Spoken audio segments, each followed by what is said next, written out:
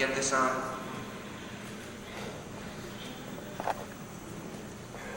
Seems I tried.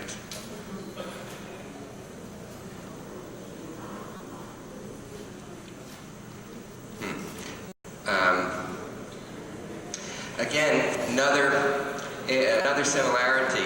David talks about the life stream. I very much like this analogy because if we imagine our life experience like the banks of a river, like a river with banks containing it, then we can see the flow of the water. And that's not linear. The water has movement, it has turbulences, there are whirls and eddies.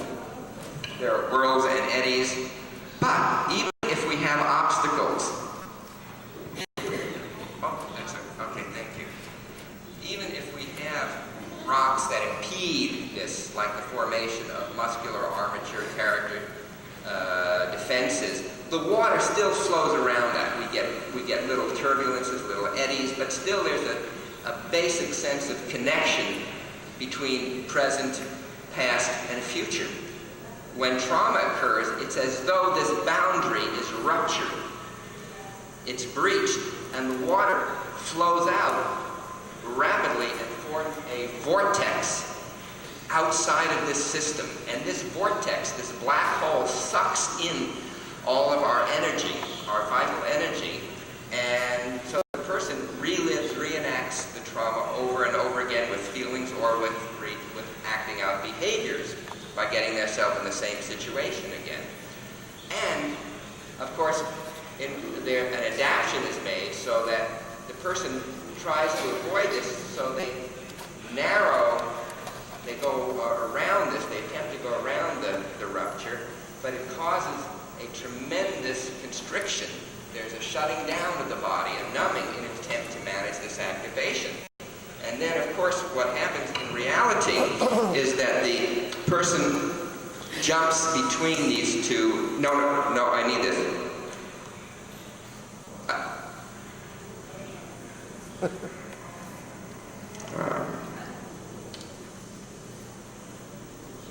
The person jumps between being overwhelmed by feelings and sensations and intrusions of pictures, of images, and shutting down in the body and constricting. So this is not a good situation, not a very happy situation.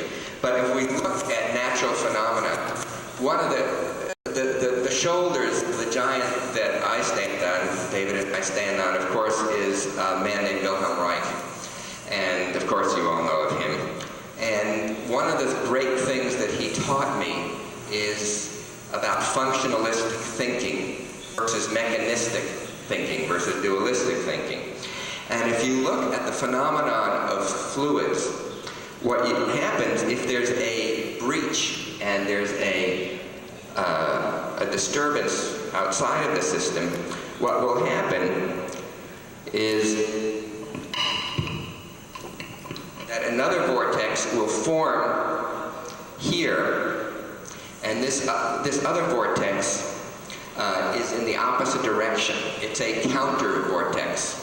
And I just saw in the Leonardo da Vinci exhibit in Zurich, he has wonderful drawings of this, of how these vortices form in pairs. So the trick now in healing trauma is when the person starts to enter the sensations and the feelings and the images around the traumatic event, rather than plunging into the trauma, what we're able to do to hold this is move in. There's a warble here, a disturbance, like if you're on a kayak going between, two whirlpools. Your canoe shakes or the airplane shakes from the turbulence. But then we help guide the person around here. Now we don't have to do it because it's a natural phenomenon. And then back around this other vortex, and then back into this main stream. And each time we do it, there's a little release of the energy, as I showed you, with that spring. Yeah?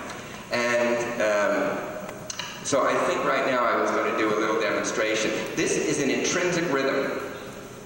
Maybe I will try to show that if we can have the camera work again. The organism goes back and forth between these two polarities. They pulsate between states of contraction and fear and expansion. Now, again, this has to be very gradual. It has to be one onion layer at a time so that the traumatized individual is not overwhelmed. And each time they integrate the two polarities of the experience. So, thank you, let's just do the camera now again. I show you one thing quickly, and then we use the video.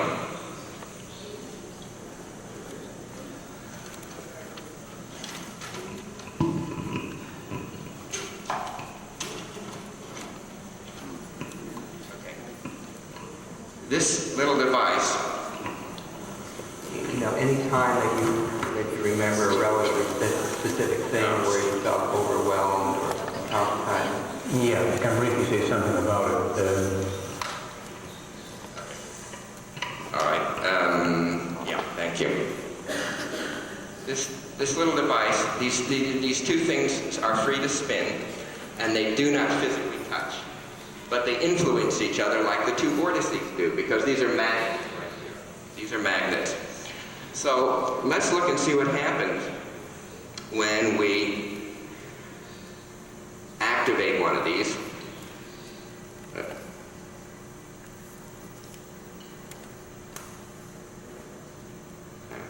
Well, sometimes we do with our clients have to give it a little bit of a help.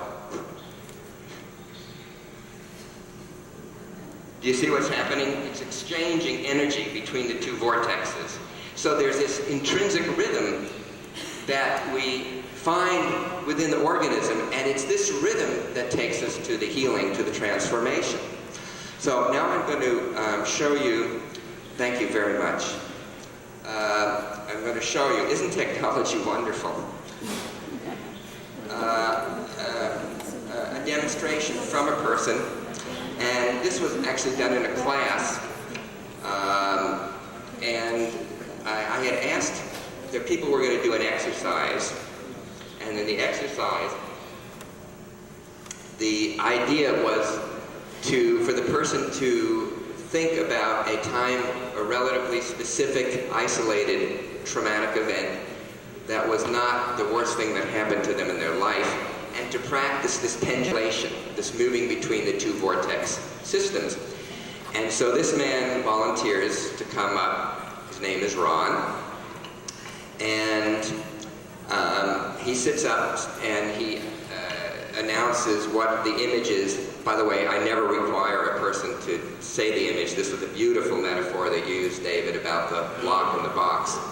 Because you can work with people without ever knowing what the specific content was.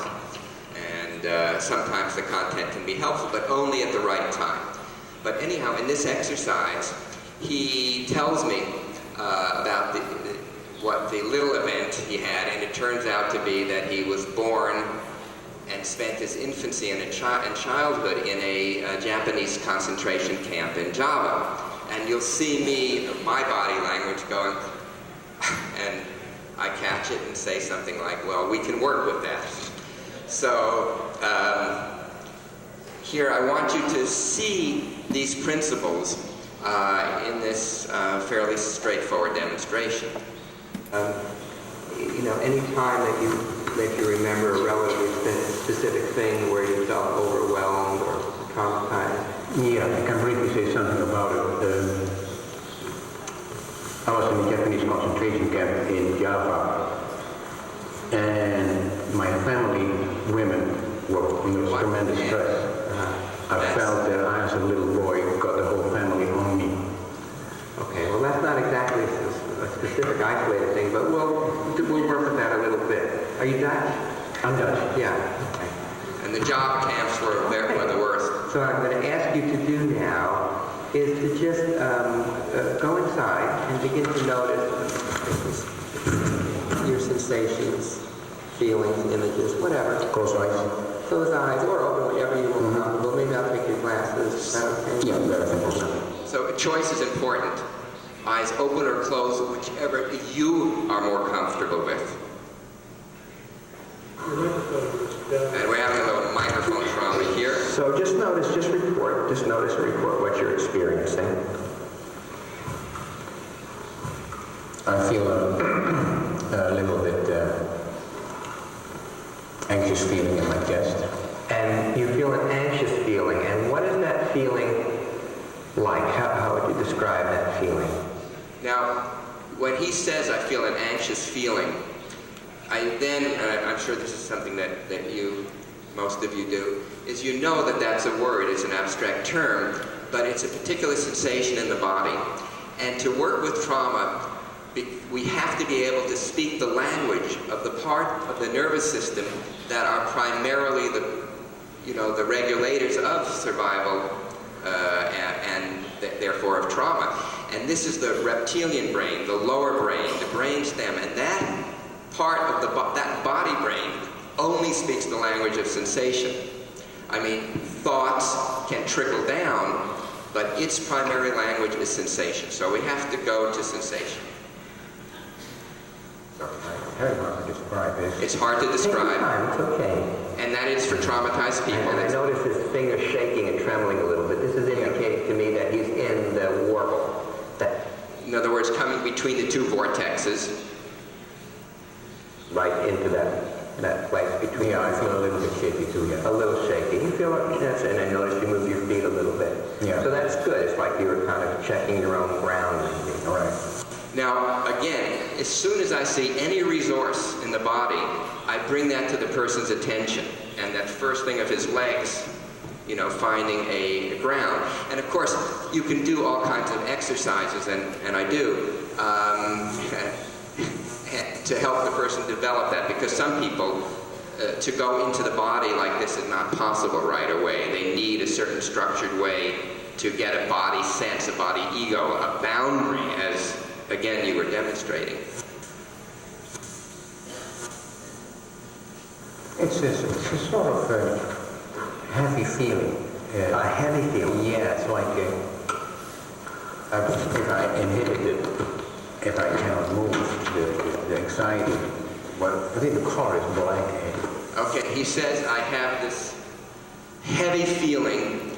It's like I can't move, like being held down, and I see black. Okay, that's the black hole of trauma, and we don't want to go there. We do not want to go there.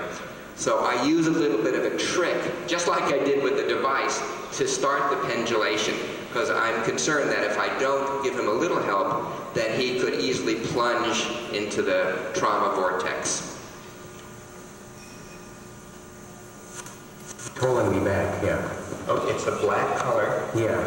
And it's a heavy feeling. Yeah, it's a heavy feeling on my chest, yeah. It's a heavy feeling on your chest. Okay, let's just do that one example that I mentioned before. As you look at that black color, and without even thinking about it, or trying to make even sense of the question, it could be anything. It could be anything. It could be a waterfall, it could be a watermelon, it could be a house, a meadow, it could be anything. What's the opposite of this blackness? In terms of color? Whatever. Look at the black and just ask the opposite.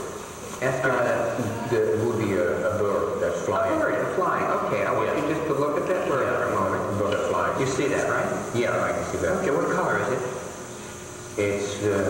It's whitish blue, but mainly white. So he's really seeing it now. Okay, now looking at the bird in just kind of in a curious way. And as you look at the bird and notice its shape, its color, Watch his body. whatever it's doing, moving or standing, feeding or flying, whatever, what do you begin to notice in your body right now? As you continue to feel that gentle rocking movement. Yeah, I feel that they have a rocking movement, yeah. Yeah. I feel like rocking. You feel like rocking, exactly. And how does that feel? Is that a pleasant feeling? It's a very pleasant feeling. Okay. See, so we've jumped to the other vortex. Now, we don't want to remain there because that will just be a split of experience. We have to pendulate. But now he knows that there's a possibility.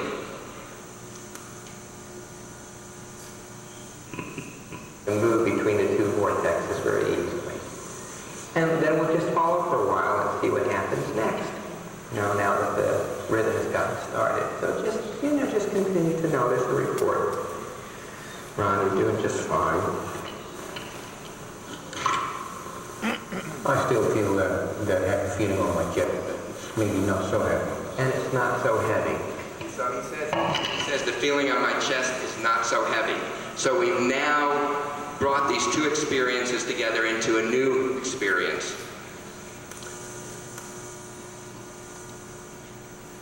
And this is the first level of the energy. The rocking is sort of soothing. It's soothing. Yes. It's soothing. And I feel very sort of nervous and sort of shaky. And you feel shaky. Yeah. So he feels now, from the pleasure, he's now beginning to discharge. Because as you move between each vortex, that spring that I showed you before, some of the energy is released. And where do you feel the shakiness most? In my hands. In your hand, and you feel it in your hand. now, what he's doing now, in this making the shaking movement, he's not really feeling it. He's actually overriding it. And you'll see when he does that, the rhythmical movement of his body ceases. He's now superimposed the voluntary, the alpha, over the gamma system. Just feeling that, you don't even have to exaggerate it, but just allow, that's right, just to feel it from inside. To feel it from inside. And take your time. Yeah, shaking a little bit from inside. I feel extremely vulnerable. I feel extremely vulnerable, he says. Yeah. Like I'm a very vulnerable state. Very vulnerable. Could you say some other synonyms, some synonyms for vulnerable? What would be some other words? Shaky, open, undefended. Undefended. Okay, interesting. Easily to hurt. Yeah. And easily to hurt. Easily to hurt, yeah. And also open. Yeah. And also shaky.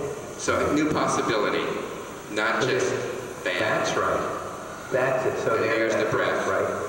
There's a cycle first, the shakiness, and then there's the breath, as you saw with the polar bear. So each time we unwind that compressed energy. I took the breath. Right, that's the best one. I feel sort of, the shaking feels, the rocking feels very good to me. I think I remember I've done it before. Did you hear what he said? The shake, the rocking feels really good to me. It feels like I've never done that before. Now, of course, what's happening here, I would suggest, is that, of course, as an infant, he had precious little of the rocking in that situation. And so his body now is reinstating, if you like, the unfinished positive resource of being rocked. It's not a regression, but the incomplete need now comes and expresses through the wisdom of the body. Marvelous. It is a beautiful movement. It's really nice. See, and of course that's in that inner vortex again, so he's pendulating very nicely. That's And another breath. So do I do the rocking, but I have to still do the rocking. You do whatever you like, whatever you want. The innocence. Just allow that to be there, but you don't exaggerate. I mean, he really is innocent like a It baby. feels like it's holding what I feel. Like holding. Now that's an amazing statement. He says, it feels like the rocking is holding what I feel. You see, he's starting now to be able to contain because that's the function of the mother. When she holds the little baby and rocks the baby, she's helping the infant contain its distress, contain its feelings, its need, and learn to regulate. So he now is bringing forth that container. And that, of course, is what allows the baby and the adult to be able to tolerate more distress and more extreme affective states. Yeah, it's like so helping him contain the feelings. Right. To really... I feel very shaky in my chest too now. And I feel shaky in your chest. So again, another cycle. I'm shaky in my hands. That's I right. feel shaky all over, I think. So the shake, I'm shaky all over. The shaking is spreading. Right, I'm very, very independent then. And again, undefended. And I'm going to ask you just to say the words, again, not to try to understand them, but just to say them and to notice what the reaction is in your body. They're my words, they're not your words, so they could be complete nonsense. But would that be okay to do that? Yeah. Okay, I want you to feel the shaking, and I want you to say the sentence, I'm alive.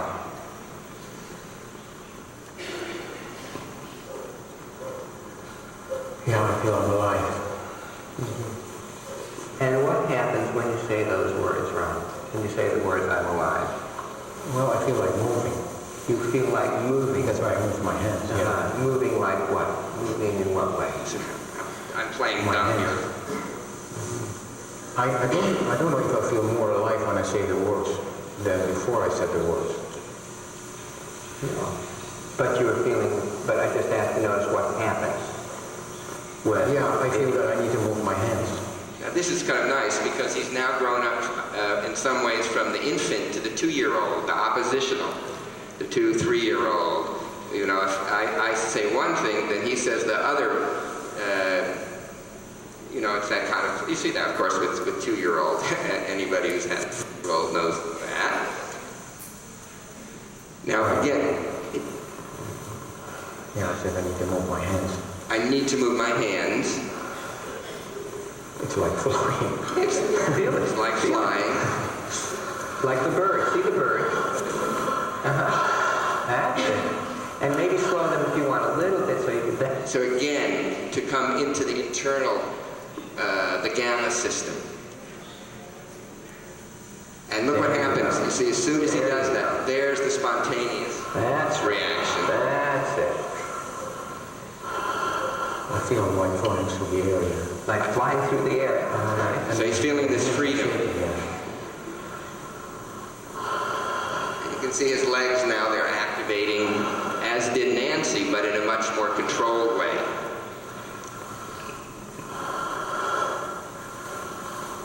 Now I'm watching to see how he'll contain his own charge here, which is obviously building quite rapidly. So I'm waiting. I don't want to interfere unless I have to. And there it goes. I borrowed your word. Iso is a perfect word for this. And feel the trembling in your legs. All right. Feel the trembling in my legs. Yeah, they're really trembling now. Right.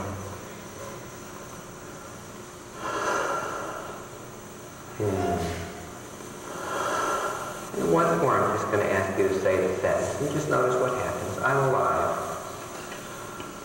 I'm alive. I'm alive. I'm alive. Can I get some air? He says, I can get some air. Now watch what's happening here. See, he's going into another trauma cycle. Easy. And he tries to run away from that. I feel like shaking it off. What if you just allow it to be there instead of shaking See, it off? instead of shaking it Just off, allowing it to shake from the inside. it has to come from the inside. And I think that's one of the weaknesses in some approaches, that put emphasis too much on the expressive, on the growth motor. Tremble in the mouth and the jaw. Easy. No, I don't feel it. Okay. Watch his mouth. Yeah, very slowly closing and opening your jaw, almost like you're a goldfish or a guppy, like you're chewing on air or pop. Fish. That's it softly. That's it. There you go. And now you're getting a nice flow, or a better flow, between the jaw and the pelvis. That's it. Easy. Easy. Excellent. And see, he now doesn't go into the runaway activation. He regulates it himself. No, gasping for air. It feels like It's like gasping for air.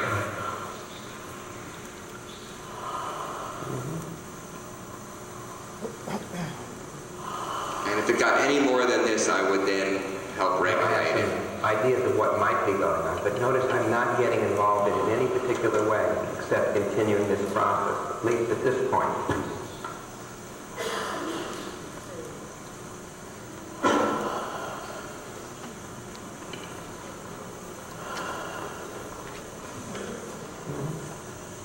Feel quiet. Quiet. Mm-hmm. Quiet. He feels quiet. Quiet. Right, feel quiet. Quiet, yeah. Still. Quiet, still. Mm-hmm.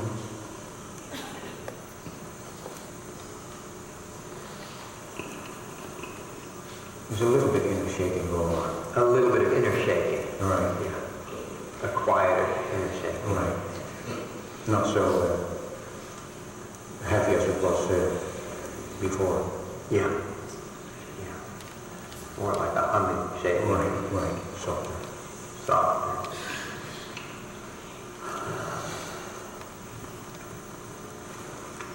I feel like open my eyes. I noticed. Yeah, just look around a little bit if you like, even without your glasses.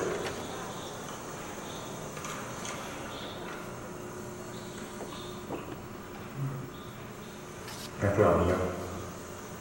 Yeah, how does that feel to be here? Feels alive. So now is the 7-year-old playing a joke on me. Yeah, I just want you to take a little bit more time to, to kind of look around a little bit. Feels very new as I'm not accustomed to it. It's very vulnerable. Yeah. It's like some synonyms for vulnerable right now, what synonyms might be. So again, the vulnerable. I feel I can be easily absorbed. Easily hurt. So we go from vulnerable to easily hurt. Easily hurt by, Other people. and in what way? How might they hurt you? Saying harsh things to me. Harsh things. Bad things about me. So hurt, harsh. Would you be willing to do a little experiment? To simply look around a little bit and just to say that sentence to either some people in general or one person in particular. I'm afraid that in this vulnerable situation you'll say something harsh to me. For you to say that, yeah.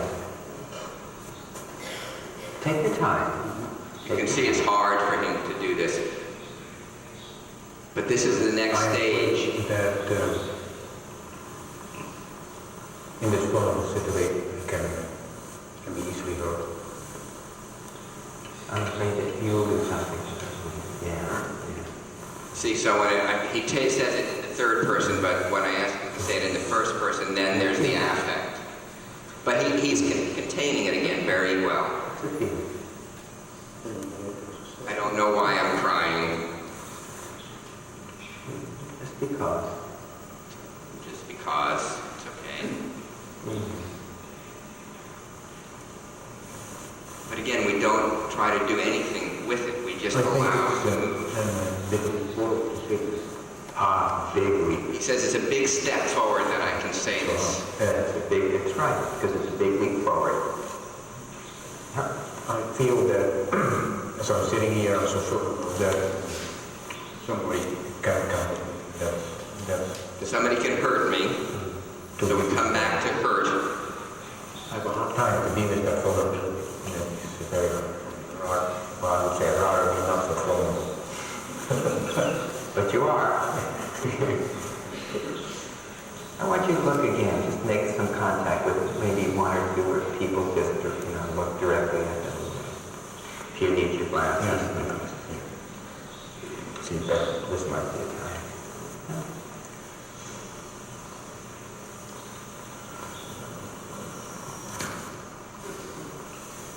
I feel the people are very attentive.